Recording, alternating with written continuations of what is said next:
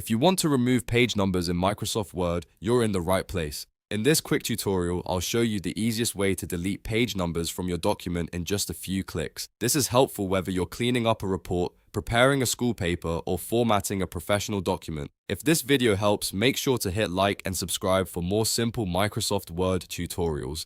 Let's jump right in. First, open Microsoft Word on your computer. Once Word is open, go ahead and open the document you want to edit. You can do this from your recent files, your desktop, or by browsing to the document location. Make sure the file is fully loaded before you continue. Now look at the top of Word and click the Insert tab. The Insert tab is where Word keeps tools for adding things like headers, footers, page numbers, text boxes, and more. Since page numbers are usually placed in the header or footer area, this is the section you need. After you click Insert, find the page number option. Depending on your version of Word, this may appear as a button in the ribbon with a drop-down menu. Click it once to open the page number options. In the menu that appears, look for Remove Page Numbers. This is the option that deletes the page numbering from your document.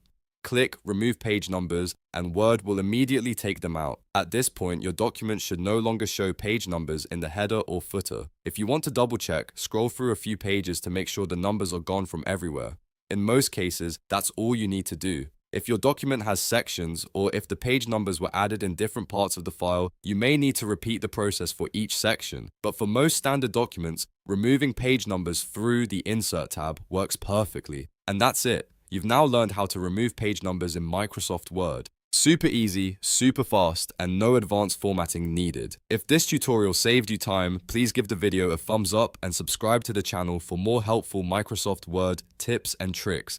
Thanks for watching, and I'll see you in the next one.